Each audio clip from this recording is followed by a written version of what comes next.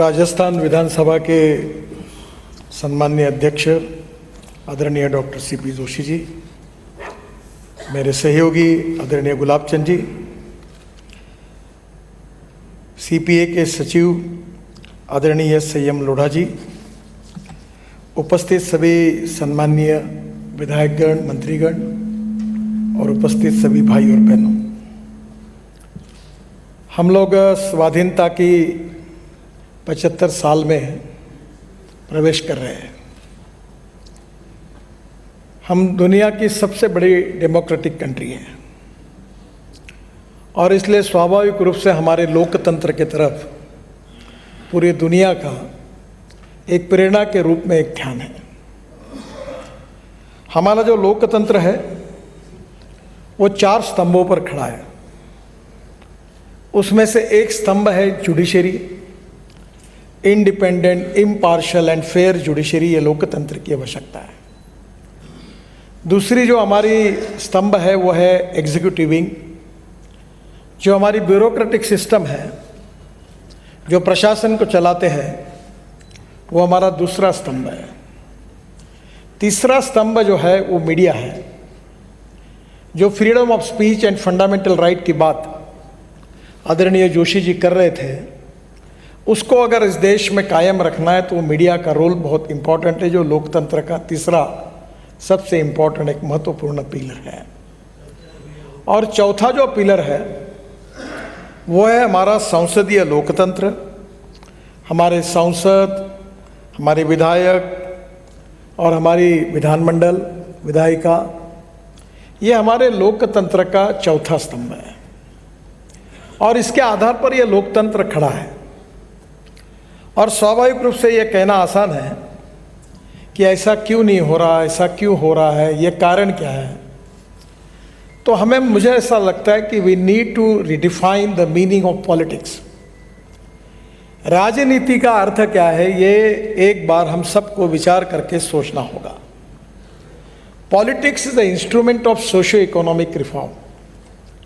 राजनीति ये सामाजिक आर्थिक परिवर्तन का प्रभावी उपकरण है और इसलिए लोकतंत्र के माध्यम से समाज में जो सबसे आखिरी पायदान पर जो व्यक्ति खड़ा है, उसके जीवन को सस्टेनेबल करना, सामाजिक आर्थिक परिवर्तन करना, उसी से समाज का और राष्ट्र का निर्माण करना, ये लोकतंत्र का मकसद है।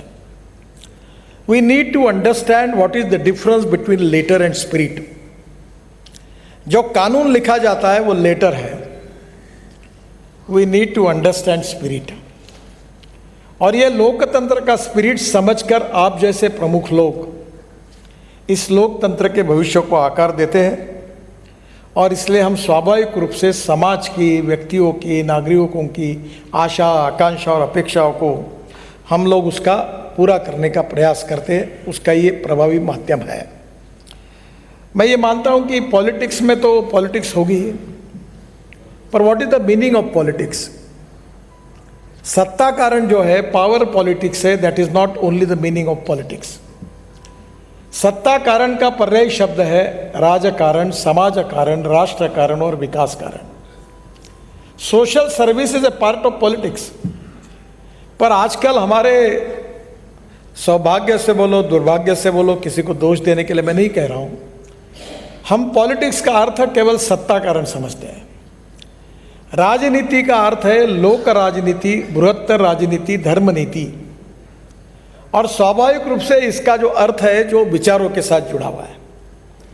पर्स एंड पर्सन, व्यक्ति और संपत्ति, इसमें व्यक्ति श्रेष्ठ है। पर्सन एंड पार्टी, व्यक्ति और संगठन, इसमें संगठन श्रेष्ठ है। एंड पार्टी एंड फिलॉसफी, इसमें विचारधारा, फिलॉसफी श्रेष्ठ है। हम ऐसा नहीं है कि हम राजनीति में इसलिए नहीं आए कि हम मंत्री बने, हम केवल इसलिए नहीं आए कि हमको पुलिस वाले सैल्यूट मारते रहे।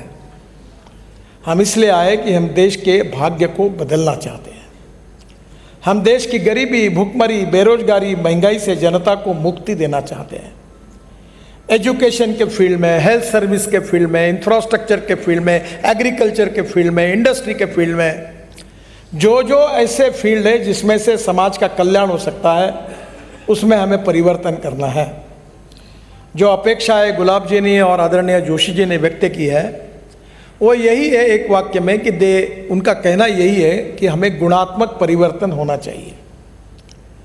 पक्ष अलग अलग हो सकते हैं। अटल बिहारी वाजपेयी जी की एक बात को मैं अक्सर याद रखता हूँ कि बोलते मतभेद होने चाहिए, मनभेद नहीं होने चाहिए। मतभिन्नता हो सकती है पर मनभेद नहीं हो सकते। विचारधारा से दूसरे के विचारधाराओं का सम्मान करना, ये लोकतंत्र का आस्था है, आत्मा है। अलग अलगता में एकता, यही हमारी विशेषता। हमारे विचार अलग होने के बाद भी लोकतंत्र के ऊपर, देश के विकास के ऊपर, गरीब के कल्याण के ऊपर तो मतभेद नहीं हो सकता।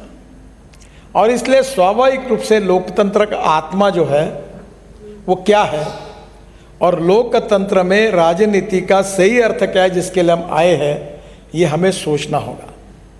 दोष जनता को देकर नहीं चलेगा जी, हमें हमारे तरफ देखना होगा।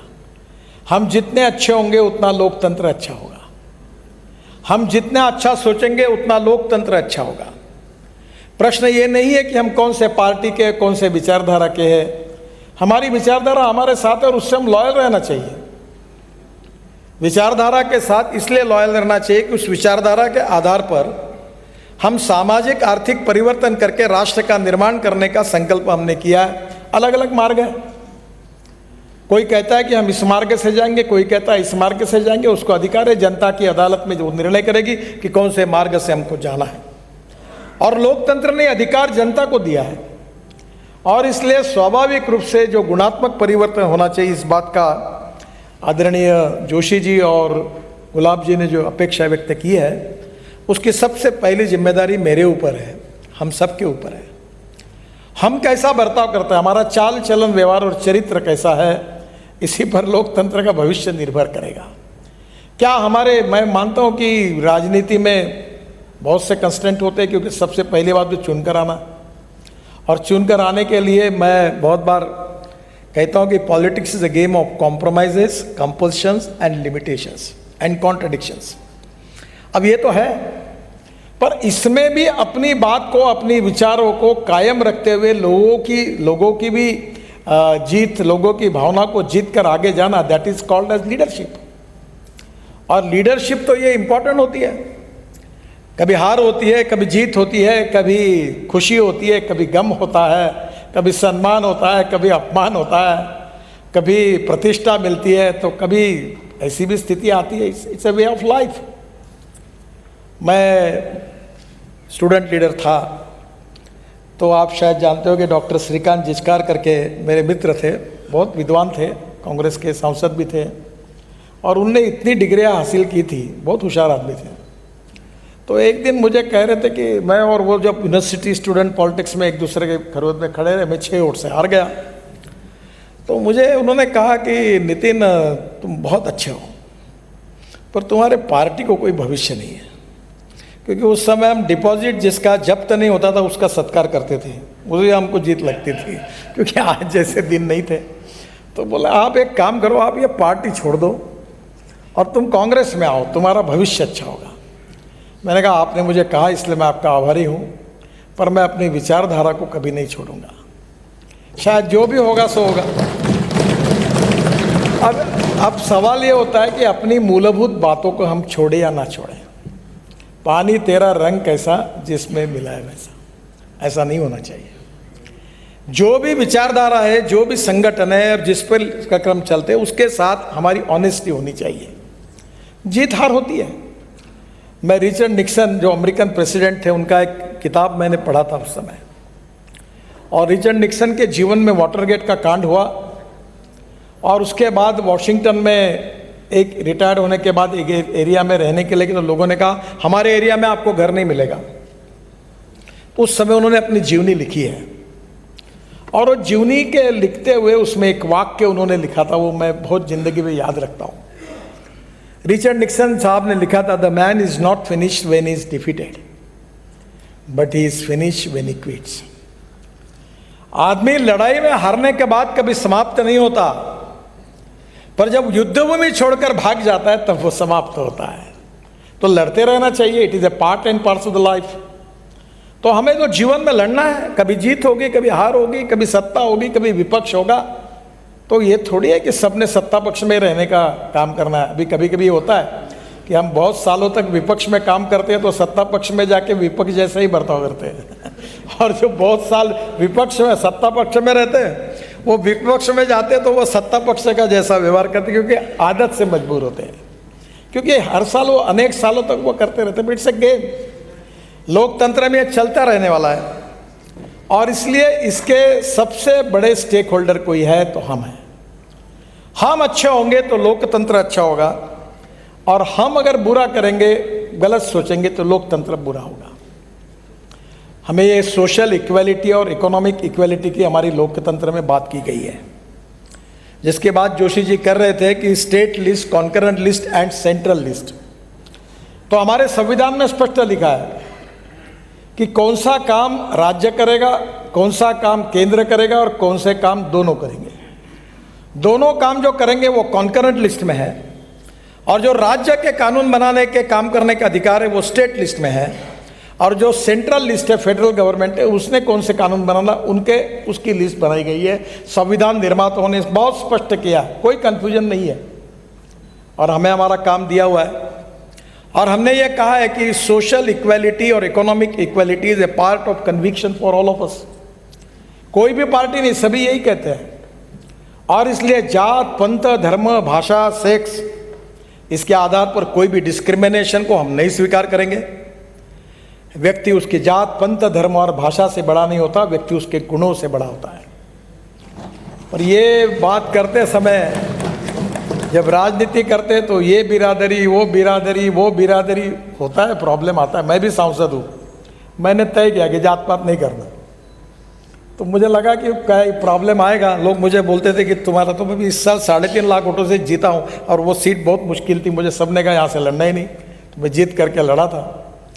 तो मुझे लगता है कि लोग अच्छाई को पसंद करते हैं, ईमानदारी को पसंद करते हैं। मैं आपको सही में बताता हूँ, ऑनेस्टी, क्रेडिबिलिटी, विश्वसनीयता is the biggest capital of business, is the biggest capital of politics, is the biggest capital of social work. जो आप अच्छे भाव से काम करोगे वो आपका सबसे बड़ा कैपिटल बनेगा, आप कोई भी पार्टी में हो।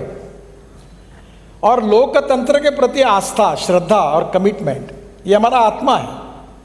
और इसलिए जात, पंथ, धर्म, भाषा और सेक्स से ऊपर उठकर गांव, गरीब, मजदूर, किसान का कल्याण करने के लिए कल्याणकारी राज्य का एक घटक होने के नाते मैं एज ए इंस्ट्रूमेंट इस मिशन में क्या कर सकता हूँ, what I can be contribute for that. मुझे मालूम है कि बहुत बार समस्या आने के, पंडित जवाहरलाल नेहरू जी का एक प्रसिद्ध वाक्य था, वो कहते थे India is not a nation, it is a population. और बाद में एक कहते थे कि जितने व्यक्ति है उतने प्रश्न हैं। और उस बात में वो आगे ये कहते थे कि भाई कम से कम इतना तो तय करे कि मैं इस देश के लिए समस्या नहीं रहूं। मैं कम से कम इतना तो कर सकता हूं कि मैं समस्या नहीं रहूंगा, मैं कानून का पालन करूंगा, मैं अच्छे ढंग से चलने की कोशिश करूंगा। अगर एक एक व्यक्ति ने यही तय किया कि मैं देश के लिए समस्या नहीं रहूंगा, मैं देश के लिए एसेट रहूंगा, तो देश बदल जाएगा। तो मुझे लगता है कि ये इतने आसान है कि हम बदलेंगे तो समाज बदलेगा, समाज बदलेगा तो देश बदलेगा। कुछ व्यावहारिक कठिनाइयों में मतभिन्नताएं होती है, कार्यक्रम अलग होते हैं, विचारधारा अलग होती है, वो तो पार्ट एंड पार्सल ऑफ लोकतंत्र है, उसमें कोई प्रॉब्लम नहीं है। पर जो लोकतंत्र की आस्था के साथ जो हमारी कमिटमेंट है, उसके साथ हमने इसके बारे में सोचना चाहिए। मैं एक बात का जिक्र आपसे करना चाहता हूँ कि मैं मंत्री बनाऊँ तो मैं सोचता हूँ कि मेरा समय कम है। ये मैं क्रिकेट खेलता था तो मैं पहले बार स्कूल के टीचर मुझे बहुत डांटते थे, क्योंकि मैं पहली बॉल से ही 4 या 6 मारने के लिए बैटिंग करता। मेरे जो भी प्लेयर भी वही है, मैं वेस्ट इंडीज़ के उस समय प्लेयर थे, ग्रिफिथ था, रिचर्ड्स थे, लॉयड थे। तो मैं एक बार क्रिकेट में सुनील गावस्कर भी मेरे मित्र है, सचिन तेंदुलकर भी है। तो मुझे लगा कि ये जो ताकत होनी चाहिए तो ही क्रिकेट होता है। तो मैंने एक बार सचिन तेंदुलकर को कहा, सचिन इधर आओ, मेरे बाजू में खड़े रहो। तो मैंने देखा सचिन तेंदुलकर मेरे इतना ही है। तो मैंने बोला तू इतने छक्के मारते हो, स्ट्रोक मारते हो, तुम्हारे हाथ में तो कोई ताकत ही नहीं है। बोले Nitin ji, cricket is a game of skill, ये एक स्किल्ड है। मैंने सुनील गावस्कर को भी देखा तो उससे भी वो था, यानी बहुत ही, यानी जोशी जी से भी 1 इंच कम होगा, छोटा।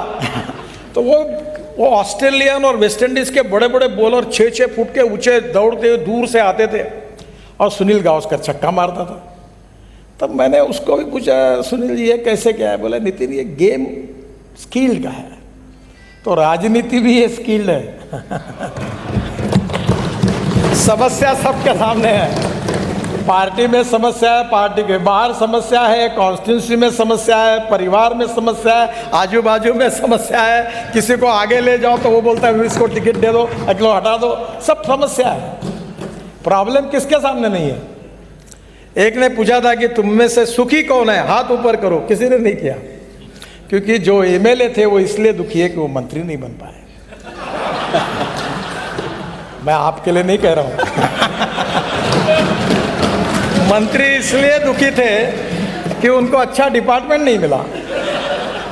जिनको अच्छा डिपार्टमेंट नहीं मिला वो इसलिए दुखी थे कि वो मुख्यमंत्री नहीं बन पाए, और जो मुख्यमंत्री बन पाए वो इसलिए दुखी है कि कब रहेंगे और कब जाएंगे इसका भरोसा नहीं। वो चीज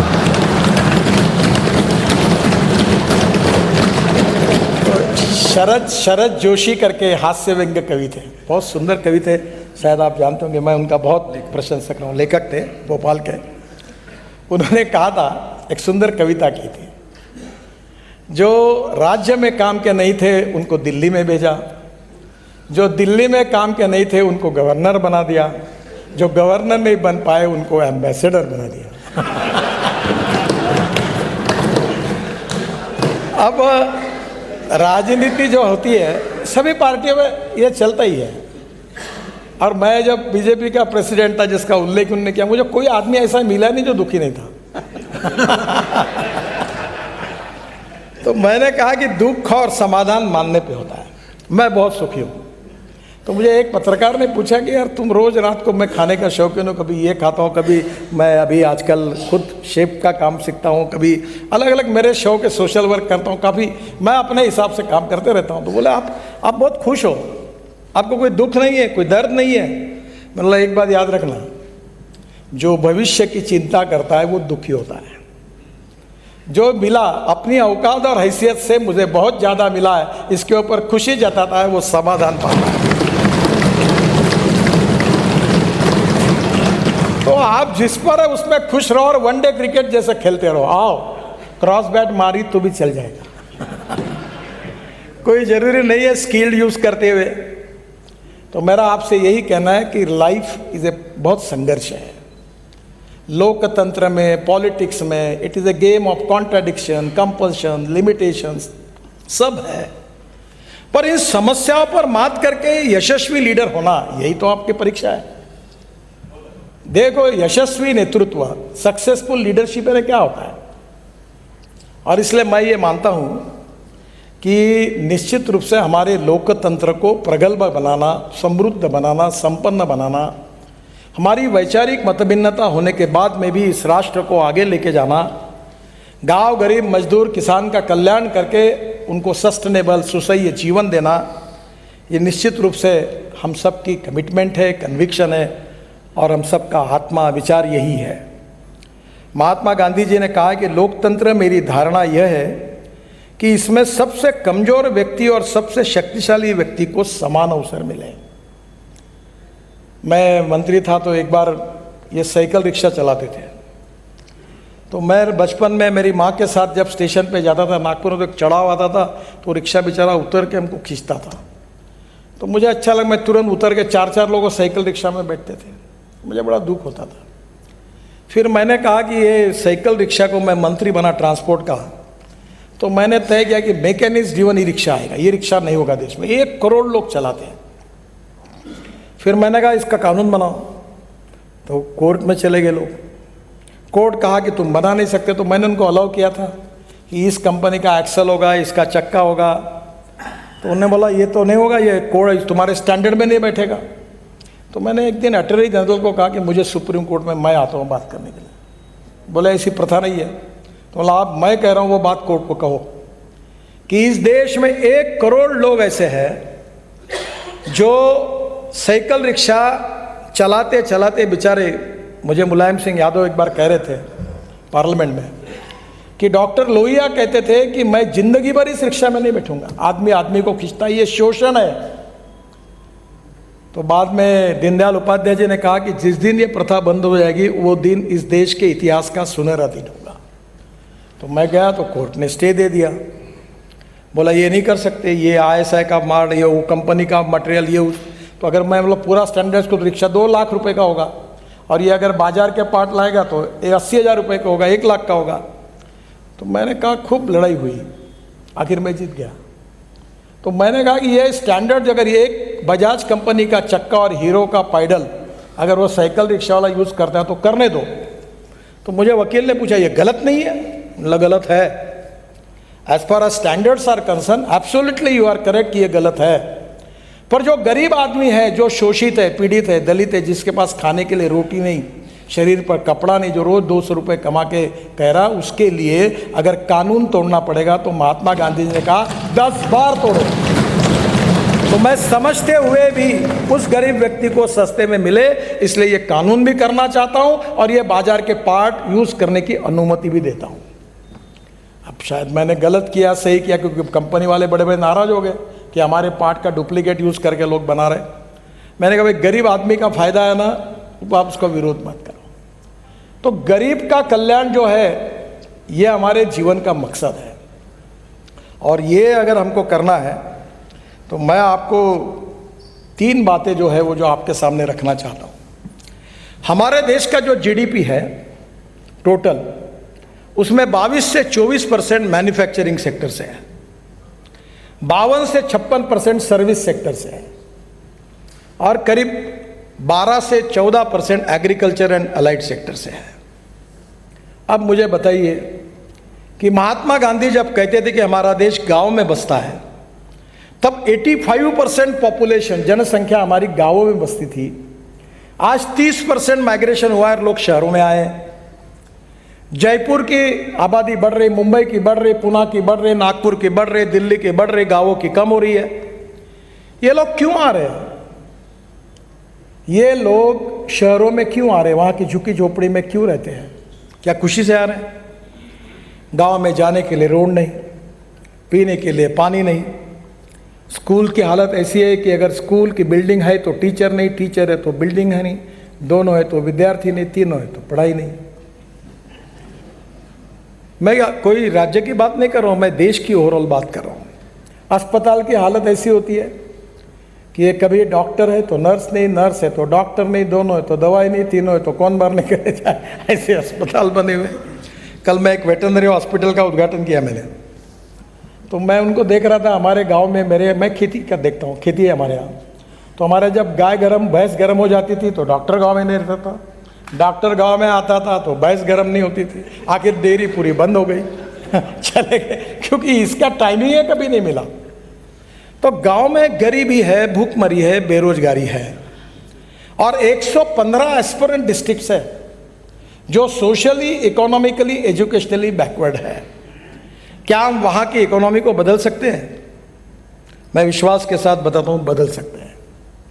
और इस इकोनॉमी को बदलने के लिए सबसे बड़ा समस्या अगर कोई है तो आपको शायद राजस्थान की, महाराष्ट्र की, गुजरात की सबसे बड़ी समस्या कोई है तो पानी की समस्या है। पानी, देखो पानी की समस्या देश की नहीं है।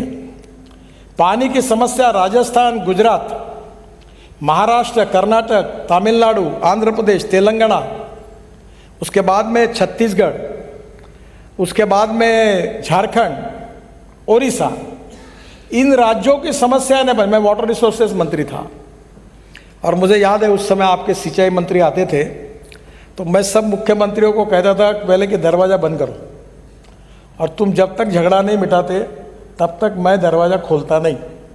तुमको अभी निर्णय करना ही पड़ेगा। ये क्या, क्यों झगड़ा कर रहे हो? उस समय 13 झगड़े 1970 से पड़े थे, मैंने करीब 11 झगड़े मिटा दिए। राजस्थान को पानी नहीं मिलता था यमुना का, उधर उत्तराखंड, दिल्ली, हिमाचल, वहाँ का पानी यहाँ तक आने तक उन्हीं के झगड़े होते थे, काफ़ी करीब निपट गए। मुझे आश्चर्य लगा, पंजाब और हरियाणा में विवाद था। भारत जब स्वतंत्र हुआ तो 3 नदियाँ भारत को मिली, 3 पाकिस्तान को मिली, और आज भी हमारे अधिकार के जो पानी है 3 नदियों में, वो हम पाकिस्तान में जा रहा है, वो हम उठा नहीं पा रहे। पर हमारे राज्यों में, पंजाब और हरियाणा में पानी के लिए झगड़ा है। झगड़ा ये नहीं हो रहा है कि भाई हमारा पानी उधर का जा रहा है, अधिकार का वो लाओ और हमको सिंचाई बढ़ाओ। मुझे याद नहीं, अभी मैं भूल गया हूँ, पर आपका राजस्थान में वो कैनाल आता है, शायद इंदिरा कैनाल आता है, हाँ, तो उसको केवल लाइनिंग करना था। उस समय मैंने 2,500 करोड़ उसको मंजूर किए थे, वो कितना हुआ मुझे मालूम नहीं, पर वो पूरा होने के बाद राजस्थान के 8 जिलों को पानी मिलता था। केवल जो पानी जो जमीन में जाता था वो केवल लाइनिंग करने से 8 जिलों को पानी मिलता था। आज पानी की कमी हमारी है, और इसलिए सबसे इम्पॉर्टेंट चीज़ मैं आपको मेरे अनुभव से बताता हूँ। मैं एक NGO में काम करता हूँ कि दौड़ने वाले पानी को चलने के लिए लगाओ, चलने वाले पानी को रुकने के लिए लगाओ, रुके हुए पानी को ज़मीन को पीने के लिए लगाओ। गांव का पानी गांव में, खेत का पानी खेत में, घर का पानी घर में। और ये वाटर कंजर्वेशन का काम बहुत ही आसान है। आपने अगर आपके यहाँ जितना बरसात आती पानी वहीं के भी अगर कर दिया, तो शायद आप में से कुछ विज्ञान के शायद पदवीधर होंगे। एक जियोलॉजी करके सब्जेक्ट है, जियोलॉजी, जियोफॉर्मोलॉजी, मिनरोलॉजी और क्रिस्टोग्राफी। तो जो रॉक, तो राजस्थान में आप तो माहिर हैं, आपके यहाँ रॉक ही रॉक है। यह रॉक के बारे में एक साइंटिफिक डेफिनेशन है, Mohs scale of hardness. Talc, gypsum, calcite, apatite, orthoclase, quartz, corundum, diamond. तो diamond is suppose to be the hardest material. तो हम जमीन में कुछ रॉक ऐसे कि जो पानी पीते हैं, कुछ नहीं पीते हैं। तो हमने एक छोटा सा काम किया, NHAI के रोड बना रहा, और मैं आपसे हाथ जोड़ के अनुरोध करता हूँ कि मैं फुकट में करने के लिए तैयार हूँ, आप इसको जरूर करिए।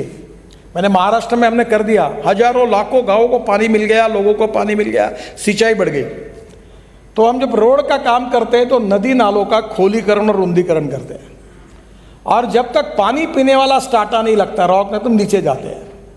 और ब्रिज कम बंधारे बनाए हमने। वो लातूर में ट्रेन से पानी आया था, वहाँ 3 ब्रिज कम बंधारे बनाए। अब उसमें कोई अभी भविष्य में गाड़ी से पानी लाने की जरूरत नहीं पड़ेगी। मैंने अभी पंजाबराव कृषि विद्यापीठ हमारे अकोला में, उनको 4 तालाब बना के दिए। मैंने अपने जेब से, हमने पैसे नहीं खर्चा किए। रोड बना रहा था नेशनल हाईवे, उसको मिट्टी चाहिए थी। वाइस चांसलर को मैंने बोला कि मैं फुकट में तुमको तालाब बना देता हूँ, तुम फुकट में मिट्टी दे दो, और 4 तालाब बना दिया। वेटरनरी यूनिवर्सिटी को वही अकोला जिले में 1 तालाब बना दिया। 2,500 एकड़ जमीन पानी के नीचे आई।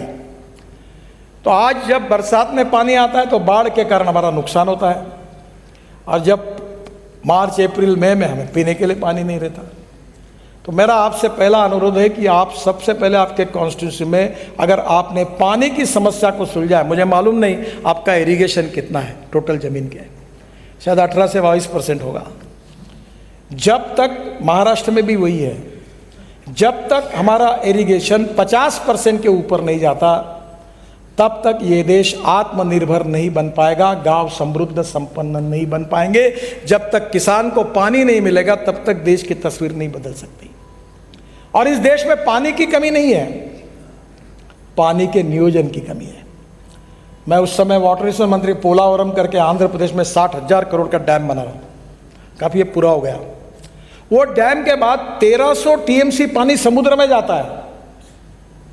अगर वो पानी रोककर मैंने 2 योजना तैयार की थी कि गोदावरी का जो पानी है वो कावेरी, ये कृष्णा को, कृष्णा का पेनार को, पेनार का कावेरी को, और कावेरी से टेल एंड ऑफ तमिलनाडु तक ले जाने का, ताकि कोई झगड़ा ही नहीं रहेगा। पानी की कमी नहीं है, पानी के नियोजन की कमी है। और मैं आपको बिल्कुल नम्रतापूर्वक कहता हूं कि आप सबसे पहले प्रायोरिटी अपने मतदार क्षेत्र में, अपने तालुका प्लेस पर, अपने ज़िले में अगर पानी की तरफ देंगे तो हमारा एग्रीकल्चर ग्रोथ रेट बढ़ेगा। और दूसरी एक बहुत बड़ी समस्या है कि मैं किसान होने के नाते मैं आपसे दरखास्त करूंगा कि आज हमारे देश में शुगर सरप्लस है। ब्राज़ील में शुगर का भाव 23 रुपये किलो है, और हमारे देश में हमारा शुगर का भाव 33 रुपये किलो है, 34 रुपये किलो है। तो कहाँ से शुगर हमारे सरप्लस पड़ी है? 310 लाख टन शुगर की हमारी ज़रूरत है, हमारे यहाँ होती है, और 240 लाख टन केवल शुगर हमको लगती है। शुगर सरप्लस, कॉर्न सरप्लस, चावल 350 लाख क्विंटल हमारे गोडाउन में पड़ा है। गेहूं सरप्लस, तो आपको क्रॉप पैटर्न बदलना पड़ेगा। इसका डिमांड एंड सप्लाई के साथ संबंध है। तेल बिया और दाल बिया दोनों को कॉन्सेंट्रेट करना पड़ेगा और ग्लोबल इकोनॉमी में देखना होगा। हमारे यहाँ शरद जोशी करके शेतकरी संगठन के नेता थे, बहुत अच्छे विचारक थे। वो कहते थे कि हर साल देखो कि वर्ल्ड में क्या शॉर्ट है, क्या सरप्लस है, डिमांड एंड सप्लाई का रेशो कैसा है। अब जिसका फुल सप्लाई हो गया, गोडाउन में रखने के लिए जगह ही नहीं, वो चीज़ अगर आप तैयार करोगे तो क्या होगा। मैं थोड़ा सा किसानों के हित में ये इंपोर्ट एक्सपोर्ट की बातों को थोड़ा देखते रहता हूँ। बीच में सोयाबीन की प्राइस MSP थी 3800 और हम लोग तेल इंपोर्ट कर रहे थे, तो मैंने कहा नहीं, इंपोर्ट ड्यूटी और बढ़ाओ। अब सोयाबीन की कीमत 12,000 रुपये क्विंटल पे गई। सरसों, सोयाबीन, फल्ली, हमारा सब अभी क्रॉप्स की कीमतें। तो आप अभी राजस्थान में आप तेल बिया जितनी लगाओगे उतना किसान का भी फायदा होगा और किसान को यह समझाना होगा कि अभी 60% तेल, 1,30,000 करोड़ रुपए इस देश के केवल तेल इंपोर्ट करने के लिए जा रहे हैं। तो हमें स्वयं पूर्ण बनाना है तेल में, और इसलिए साखर शुगर के बजाय अब हमने कहा इथेनॉल बनाओ। मैं 2009 से बोल रहा हूँ कि इस देश का किसान हवाई ईंधन बना सकता है, इस देश का किसान गाड़ियाँ चला। अभी मैं ट्रांसपोर्ट मंत्री हूँ, मैंने मोटरसाइकिल, स्कूटर सब इथेनॉल पे चलाने के लिए शुरुआत कर दी और फ्लेक्स इंजन की पॉलिसी ला रहा हूँ। अब आपकी गाड़ी पेट्रोल की होगी, ऑटो रिक्शा पेट्रोल का होगा, स्कूटर पेट्रोल की होगी, तो आपके साथ चॉइस होगा कि 100% इथेनॉल डालो या पेट्रोल डालो। ये अमेरिका में, ब्राज़ील में और कनाडा में है, कोई नई बात नहीं बता रहा हूँ मैं। तो पूरे यहाँ के किसानों का ये गेहूँ चावल तैयार करने के बजाय पेट्रोल डीजल तैयार करो। मैंने मेरा खुद का ट्रैक्टर CNG पे कन्वर्ट किया और ये 1.25 लाख रुपए मेरी बचत है साल की। अगर एक किसान के अगर लाख 1.25 लाख बच जाएंगे तो उसकी हालत सुधर जाएगी। तो इनोवेशन, टेक्नोलॉजी ये बहुत इंपॉर्टेंट है। मैं आपको एक बात रिक्वेस्ट करूंगा कि लोकतंत्र में स्थानिक छोटे छोटे लेवल पर आपकी ये प्रधानमंत्री ग्राम सड़क योजना जो है, ये बनाने का सौभाग्य मुझे मिला। मैं उस समय महाराष्ट्र में मंत्री था और वाजपेयी जी ने मुझे बुलाया था, तब सुंदरलाल पटवा ग्रामीण विकास मंत्री थे। तब मुझे वाजपेयी जी ने कहा कि ये नितिन हम गांव को कैसे करें। मैंने बोला ये योजना बन सकती है। जब मैंने बनाकर उनको प्रेजेंटेशन दिया तो नीति आयोग के लोग आए और बोले वाजपेयी जी, प्रधानमंत्री जी, ये हमारा अधिकार नहीं है, हमारा मैंडेट नहीं है, दिस इज स्टेट सब्जेक्ट। 2 बार मैं कहता था और हर बार वो उनको वाजपेयी जी को बोलते थे कि स्टेट सब्जेक्ट है, तो मेरे से रहा नहीं गया। एक दिन वाजपेयी जी ने मुझे पूछा ये होता क्यों नहीं। तो मैंने कहा अटल जी, मैं थोड़े देश का प्रधानमंत्री हूँ, आप बताओ ये क्यों नहीं होता। तो मैंने कहा इसलिए नहीं होता कि आपको दबा के कहना पड़ेगा, आप देश के भाग्य बताओ ये कौन है। राज्य आपके दिमाग से चलेगा, इनके दिमाग से नहीं चलेगा। आप बोलो कि मुझे ये करना है तो हो जाएगा। बोले अटल जी बोले मैं कहूँगा, और तुरंत उन्होंने कहा कि ये योजना बनाना है, बाकी बातें मुझे मत बताओ। तो बोले पैसा नहीं है। तुरंत फिर वाजपेयी जी ने मेरे पास देखा, मैंने बोला पेट्रोल डीजल पर 1 रुपया सेस लगा दो तो पैसा आ जाएगा। जो CRF का फंड है जिसके लिए आप में बहुत झगड़ा होता है, ये मेरे को दो, तो वो पेट्रोल डीजल का पैसा है, वो निश्चित होता है। तुम्हारे राज्य में कितना पेट्रोल डीजल खरीदते उसके ऊपर वो फंड निकलता है। तो मैंने कहा इसको 1 रुपया लगा दो, वो प्रधानमंत्री ग्राम सड़क योजना को दो। तो रिजर्व बैंक के गवर्नर ने और नाबार्ड के चेयरमैन ने बताया, और लोकतंत्र में हम तो सबके कल्याणकारी राज्य में उनके लिए जिम्मेदार है। तो रिपोर्ट में बताया कि अगर गांव में रास्ते केवल बन जाएंगे तो इस देश का GDP 1,10,000 करोड़ से बढ़ेगा। दूध शहरों तक जाएगा, फल फूल सब्जियां जाएगी। अब मुझे बताइए, हमारे गांव में स्वाधीनता के बाद आज भी अनेक गांव में रोड नहीं है। मैं अमेरिकन प्रेसिडेंट जॉन केनेडी का एक वाक्य मेरे ऑफिस में मैंने लिख के रखा है। जॉन केनेडी ने कहा था कि American roads are not good because America is rich, but America is rich because American roads are good.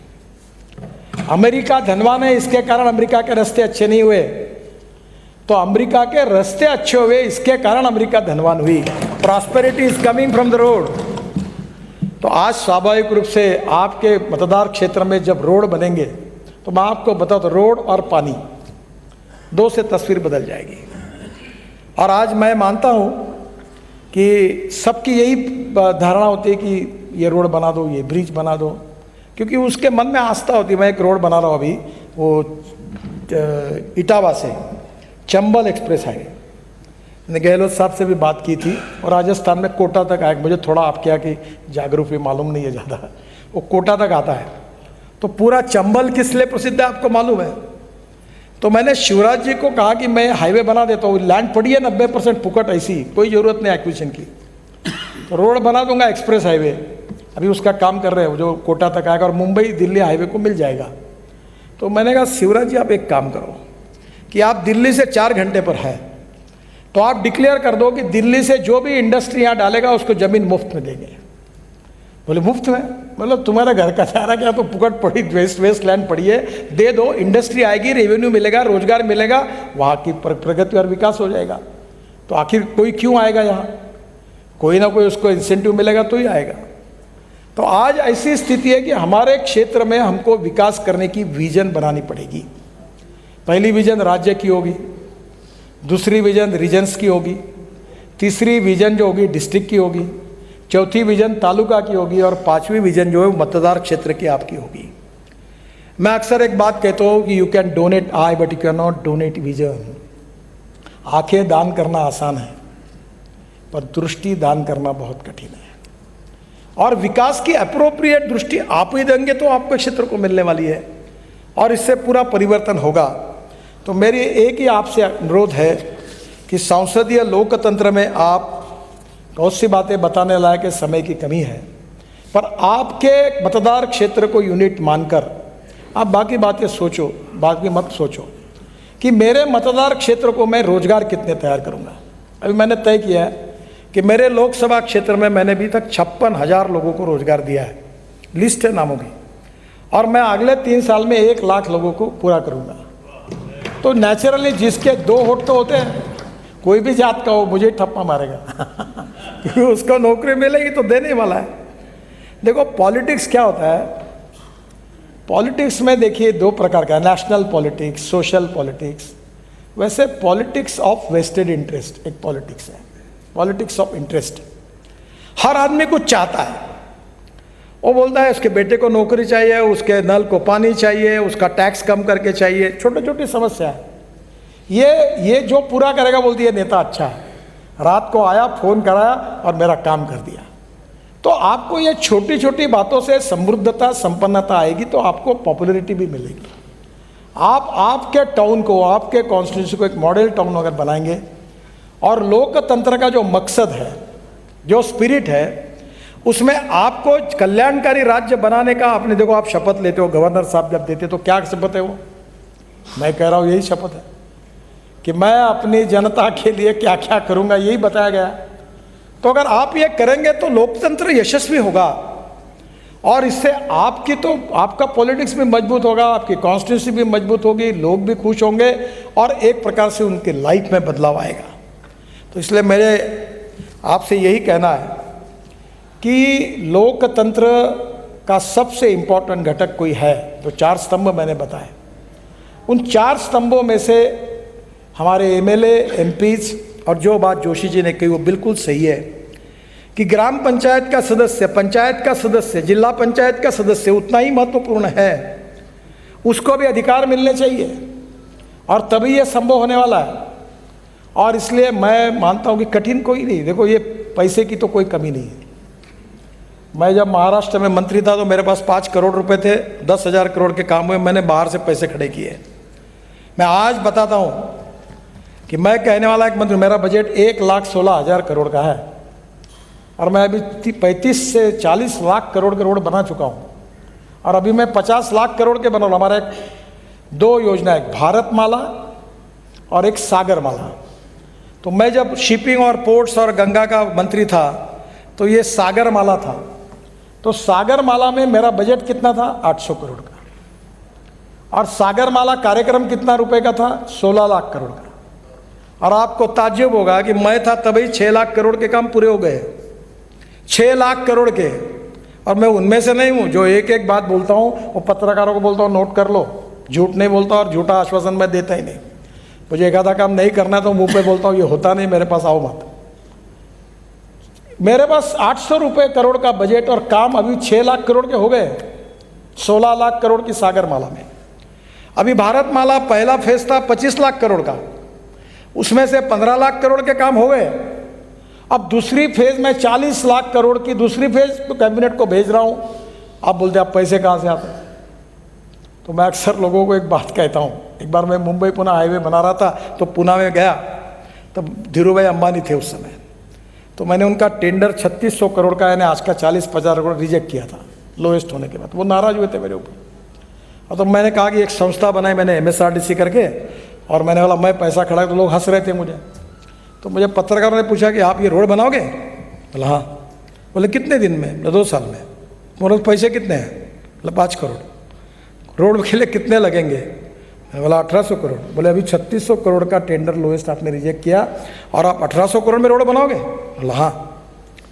बोले आप क्या समझते हो कि आप नेता आए कुछ भी बोले और कुछ भी कहे और हमने लिखना चाहिए, ऐसा आपकी अपेक्षा है क्या? बोला नहीं। फिर तुम्हारे पास क्या है? पैसा भी नहीं है और ये तुम ऐसी बातें कर रहे हो कि जैसे कि तुम 2 साल में बनाओगे। मैंने कहा मेरे पास एक ही है, स्ट्रॉन्ग पॉलिटिकल विल, इच्छा शक्ति है। If there is a will there is a way, and if there is no will there is only survey, discussion, seminar, committee, sub committee and research group. लोगों को अगर टरकाना है, किसी का काम नहीं करना है तो कमिटी अपॉइंट कर दो। कमेटी अपॉइंट की कि सालों साल रिपोर्ट ही नहीं आता और मंत्री खुश होता है, फिर से आता नहीं कोई, ये काम करो, एक कमेटी का रिपोर्ट आने दो, कभी आता नहीं report. Strong political will is the biggest strength of politics and leadership. आपके पास कोई पैसे, मैं अभी लाखों करोड़ में बात करता हूँ, मैं बोलता हूँ इनको बोलो कौन से रोड बनाना है, कितने रुपए के बताओ, दो मैं कर देता हूँ। कोई MP आपका राजस्थान का ऐसा नहीं होगा, कोई MLA नहीं होगा, कोई भी पार्टी का, कि मेरे पास आया और बोला। और मैंने कहा हाँ एक बात जरूर है कि मेरा मैंडेट है कौन से रोड में NH के बना सकता हूँ, उसका ट्रैफिक डेंसिटी कितनी है, तो वो कुछ मेरी मर्यादा है। उसमें बैठने वाला कोई भी काम हो मैं 1 मिनट में कर देता हूँ। मैं नहीं कहता, मैं तो अभी देश का काम है, देश का पैसा है, जनता का पैसा, आपका अधिकार है, कोई कट नहीं। अभी मैं एक टनल बना रहा हूँ कारगिल के नीचे, और वो टनल की कीमत थी 11,000 करोड़। मैं इंजीनियर नहीं हूँ और चार्टर अकाउंटेंट भी नहीं हूँ। तो हमारे अधिकारियों ने 4 बार टेंडर निकाला, 11,000 करोड़। मुझे लगा ऐसा क्यों होता है, मैं एक पीछे पड़ा। फिर हमने ओबेरा होटल में एक पूरे वर्ल्ड के एक्सपर्ट को बुलाया, पूरा टेक्निकल फाइनेंशियल क्वालिफिकेशन मैंने बैठ के बदले और टेंडर निकाला। आपको ताज्जुब होगा, एक ही प्रोजेक्ट पे हमने 5,000 करोड़ बचाए। मुझे ये मैं आपको कह सकता हूँ कि मैं अभी तक लाखों करोड़ों के काम तो राजस्थान में कर चुका हूँ। आपके मतदार से वो कॉन्ट्रैक्टर को पूछना कभी मंत्री के पास जाने का मौका आया क्या, मैं जानते नहीं उससे, कभी नहीं आया मैं। पर एक बात बताई मैंने उनको, काम खराब करोगे तो ठोके दूंगा आपको, कंप्लेंट है तो याद रखना, these are the asset of my country. और मैं आपको यही विश्वास के साथ बताना चाहता हूँ कि पैसे की कमी नहीं है, इच्छा शक्ति की कमी है। और आपकी विजन परफेक्ट है, प्लान निश्चित है, तो काम कैसे किया जाता है उसकी अनेक प्रकार के उपाय है। और लोकतंत्र को समृद्ध संपन्न उसी समय करेंगे जब हमारा राष्ट्र आत्मनिर्भर बनेगा, सुखी, संपन्न और वैभवशाली बनेगा। We are a rich nation with a poor population. देश धनवान है पर जनता गरीब है, और हम लोग लोकतंत्र के कैटलिस्ट हैं। हम आने वाले समय में लोकतंत्र में गुणात्मक परिवर्तन करके अपनी चाल चलन, व्यवहार और चरित्र से और विकास की दृष्टि, उचित दृष्टि सामने रखकर अगर हम उस जनता के लिए उत्तरदायी के रूप में काम करते हैं तो we can change the scenario. आप बदल सकते हैं, आप देश को बदल सकते हैं, आप राज्य को बदल सकते हैं, और लोकतंत्र में ये ताकत है। इसलिए financial audit is important, but performance audit is more important than financial audit. मैंने अपने पास एक ऐसा बोर्ड लग के रखा है, I like people who can get the things done. मुझे ये ऐसा नहीं होता, वैसा नहीं होता, मतलब फाइल पे लिखना क्या है, मेरे पास ले आओ, मैं बोलूँगा वैसा राज्य चलेगा, डिपार्टमेंट चलेगा, तुम्हारे से नहीं चलेगा। तुम 1 महीने अपना तनख्वाह लो, क्या लिखना लिखो फाइल पर, मैं बोलूँगा वैसा होगा। मुझे लगता है कि आप लोग देश के भाग्य विधाता हैं, आप देश को बदल सकते हैं, राज्य को बदल सकते हैं, और लोकतंत्र में जो आस्था है, जो ताकत है, वो आपको पूरा अधिकार दिया है। और इस लोकतंत्र के माध्यम से, इस शासन प्रणाली पर, संसदीय लोकतंत्र पर जो हमारा आत्मा है देश का, उसके ऊपर विश्वास रखकर और विकास की राजनीति जात पंथ धर्म भाषा के ऊपर लोकतंत्र की कटिबद्धता के साथ अगर आप काम करोगे तो मेरा विश्वास है कि जनता की अपेक्षाएं भी पूरी होगी, हमारा कॉन्स्टिट्यूंसी, हमारा जिला भी आगे जाएगा, राज्य भी आगे जाएगा और एक दिन हम दुनिया की नंबर 1 की सुपर इकोनॉमिक पावर बनेंगे। एक आखिरी की बात मैं आपको कहूँगा कि innovation, entrepreneurship, science, technology, research, skilled and successful practices, we name it as a knowledge, and conversion of knowledge into wealth is the future। तो आप जो कुछ कर रहे हैं उसके लिए टेक्नोलॉजी का आधार लो। और दूसरी बात मैं कहता हूँ अक्सर, जो मेरा प्रिय विषय, कि conversion of waste into wealth. आपके जयपुर जैसे ही हमारा शहर है, हमने टॉयलेट का पानी जो निकला, सीवेज वाटर, वो बेच दिया है। 300 करोड़ रुपए में साल के कमाते हैं हम, 300 करोड़ टॉयलेट का पानी बेचकर। No one is West. It is depending upon the vision of the leadership and the technology that you can convert waste into wealth. The knowledge into wealth and waste into wealth is depending upon the vision of the leadership. आप ये कर सकते, you can make miracles, और आपकी appropriate vision भविष्य को बदल सकती है। संसदीय लोकतंत्र उससे यशस्वी होगा, जनता की अपेक्षाएं पूरी होगी और राष्ट्र समृद्ध और संपन्न बनेगा। और इस काम में आप सबको भगवान बहुत बहुत ताकत और शक्ति दे और आपके हाथ से अच्छा काम हो, इसलिए मेरी हृदय से बहुत बहुत शुभकामनाएं। धन्यवाद, नमस्कार।